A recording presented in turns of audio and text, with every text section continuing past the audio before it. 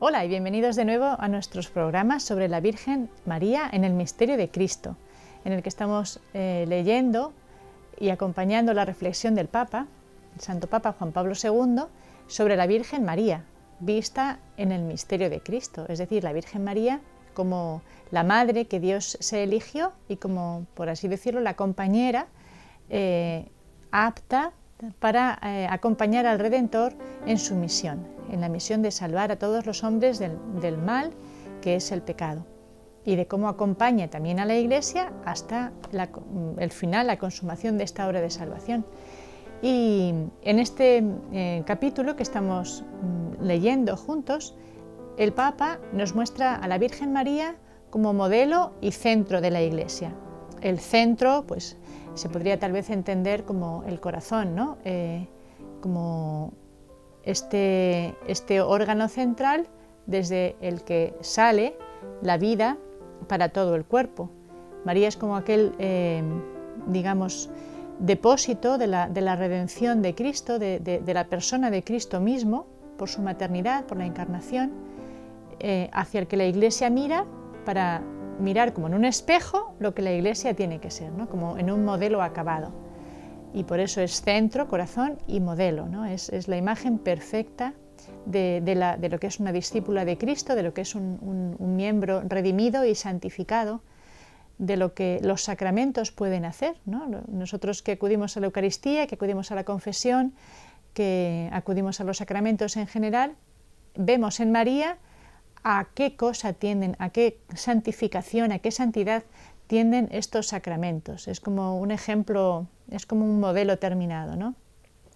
Como el artista que presentara el modelo final y dijera, venga, a ver si lo copias, a ver hasta dónde puedes llegar en la imitación de este modelo.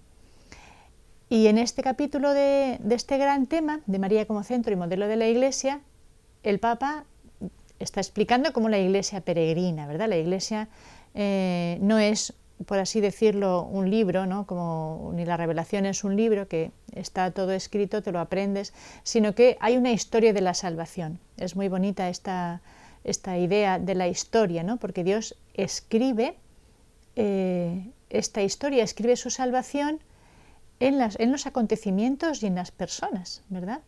Y de hecho lo vamos viendo, ¿no? En la encarnación es que Dios toma una naturaleza, entra en nuestra historia en un tiempo concreto, en un pueblo concreto, en el pueblo judío, toma un idioma concreto, toma una cultura concreta. Dios escribe en la historia. Nuestra fe no es una fe abstracta. No creemos en una serie de conceptos, una especie de camino de purificación, de iluminación, una especie de camino de autorredención. No tiene nada que ver con eso, nada. No tenemos ninguna confianza en estos caminos porque es que Dios no se ha revelado así. Dios se ha revelado entrando en nuestra historia. Lo que nosotros creemos son los acontecimientos salvíficos. Si creemos en Dios es porque Él ya ha comenzado la salvación en unos ciertos acontecimientos, ¿no? Como por ejemplo la salvación de Israel de la esclavitud de Egipto. Fuera lo que fuera aquel paso del Mar Rojo que todos los estudiosos están definiendo cómo fue, cómo no fue, el caso es que el pueblo experimentó una liberación no proporcionada a sus medios humanos. Fue una intervención extraordinaria de Dios y esto lo celebran ellos con una fe, con un reconocimiento y una confianza en Dios que constituye este pequeño pueblo deslavazado de personas sin una identidad demasiado definida en un pueblo que perdura hasta nuestros días. Son muchísimos años de historia. ¿Por qué? Pues porque este pueblo ha sentido que Dios ha actuado en ellos. Dice el Papa, uno de los vértices, ¿no?, de la intervención de Dios en nuestra historia precisamente es la encarnación. Y y en ella está María presente. María es otro de los digamos, ejemplos o digamos de las pruebas de la intervención de Dios, como Dios ha santificado a María. Los santos, ¿no? A Dios le encanta escribir su gloria y su gracia en nuestra historia y en las personas, incluidos vosotros y yo, incluidos nosotros, cada uno de los que hemos recibido la existencia y la vida.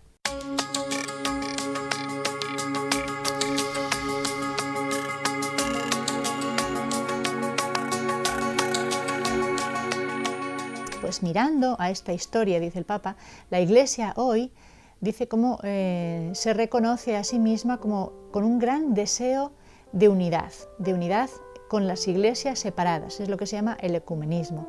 Ya sabemos que a lo largo de la historia de la Iglesia, por incomprensiones y por digamos, pues a veces incluso pues por acontecimientos desafortunados, se ha escindido, se ha dividido. En vez de continuar una sola Iglesia bajo el primado de Pedro, bajo los apóstoles y Pedro como primado de la Iglesia, se ha ido dividiendo, de modo que ahora de la Iglesia original han surgido distintas ramas. El Papa habla, por ejemplo, de los cristianos protestantes, de los luteranos, calvinistas, etc., como también de los ortodoxos, que fue la primera escisión de la Iglesia, las iglesias orientales que se separaron del Papa, del papado, y continuaron pues, con todo el depósito de la Iglesia y con toda la riqueza de la fe, pero separados de la Iglesia católica. Y entonces dice cómo es verdad que el Espíritu impulsa, sabemos que es el Espíritu el que da vida a la Iglesia, ¿no? Es el que vivifica, vivificador y santificador. Si la Iglesia hoy está viva, si la Iglesia es también vehículo, ¿verdad?, de la acción de Dios y de la santidad de Dios, es porque actúa en ella el Espíritu Santo, que va conformando a los cristianos y a los santos en todos los tiempos. Este Espíritu experimenta la Iglesia, que nos impulsa especialmente a recuperar la unidad perdida durante el camino de la historia y los tropiezos que hemos ido padeciendo. Y esto es un sentimiento que esperamos que sea universal, ¿verdad? Que se dé también en nuestros hermanos cristianos y en nuestros hermanos ortodoxos. Y dice, y la Virgen, ¿no? Como estamos viendo la Virgen como modelo y centro de la Iglesia, ¿no? ¿Qué función puede tener ella como madre en este reunificar a los hijos, a los cristianos dispersos?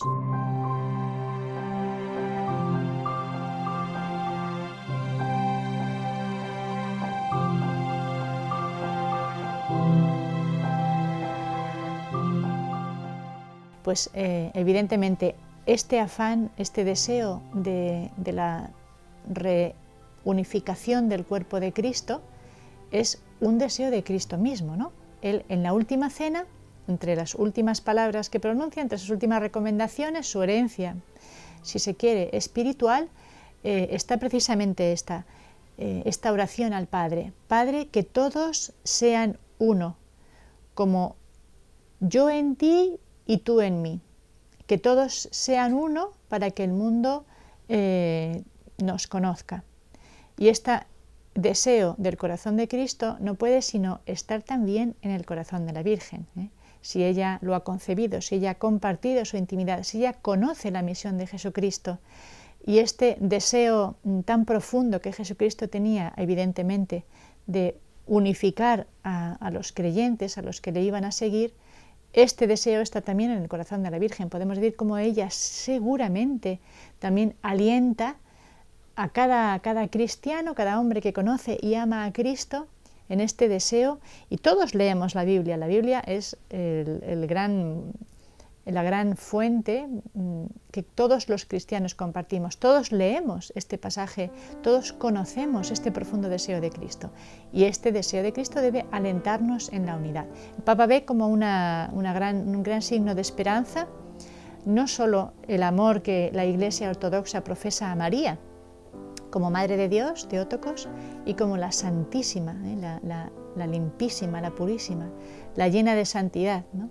Y que la venera y la ama y la quiere con un cariño verdaderamente filial, y que además, dice el Papa, claro, la Iglesia ortodoxa, en fin, la Iglesia oriental, Europa oriental, ha sufrido muchas persecuciones, muchas contradicciones. Podemos pensar, por ejemplo, en los últimos siglos, pues el comunismo, ¿no? Cómo ha intentado sofocar en gran medida la fe católica, la fe cristiana, la fe ortodoxa, por ejemplo. Entonces han sufrido mucho.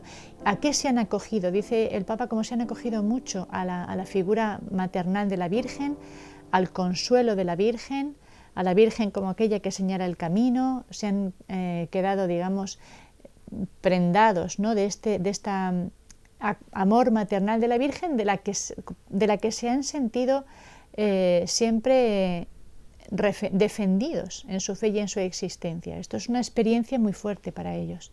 Pero dice el Papa, también en las iglesias de los cristianos protestantes, dice, encontramos también veneración a la Madre de Dios, y esto él lo considera un gran motivo de esperanza.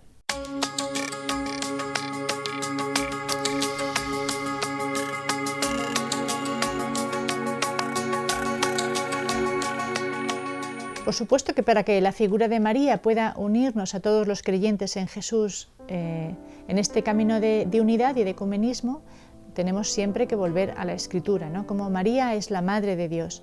Y en esto, dice el Papa, es una alegría ver cómo muchos, la totalidad, digamos, de los cristianos veneran a la Virgen como Madre del Señor, ¿no? Pues, digamos, aprender de este amor de Jesús por su madre, ¿no? de la humildad de María, de la fe de María, ¿no? El Señor dice, dichosos los que creerán sin haber visto, ¿no? Pues María es dichosa porque ha creído la primera, sin haber visto. Nosotros por lo menos ya hemos visto tantas cosas.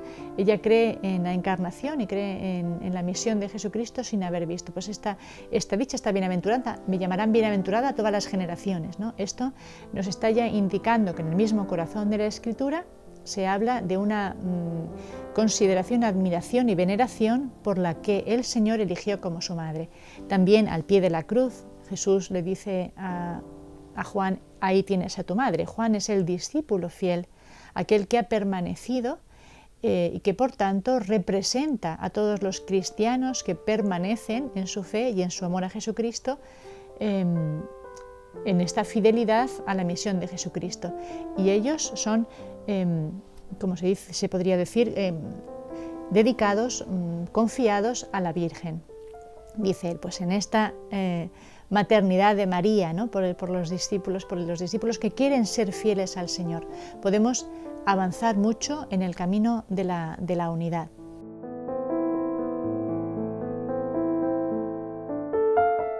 No hace falta recordar que nosotros los católicos no ponemos a la Virgen al mismo nivel de Cristo. Evidentemente Cristo es Dios y María es una persona humana, pero sí que hay alabanzas a la Virgen en la Escritura, ¿no? Isabel prorrumpe en esta exclamación cuando siente que el Mesías, el Hijo de Dios, está cerca, bendice a su madre, bendita tú que has creído.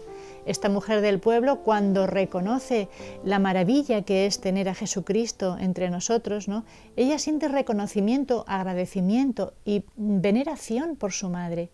Dichoso el vientre que te llevó y los pechos que te criaron. Y Jesús no la dice, no, solo tienes que hablar de mí, no debes hablar de tu madre. Simplemente le dice, sí, dichosa porque ha creído y porque su actitud ha traído esta gran gracia a la humanidad.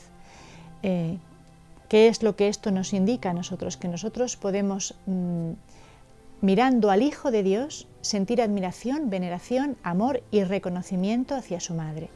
Con la misma actitud de Isabel, con la misma actitud de las personas que convivieron con Jesús y que por reconocimiento a aquella que había traído entre nosotros al Hijo de Dios, expresaban aquello con las alabanzas de María.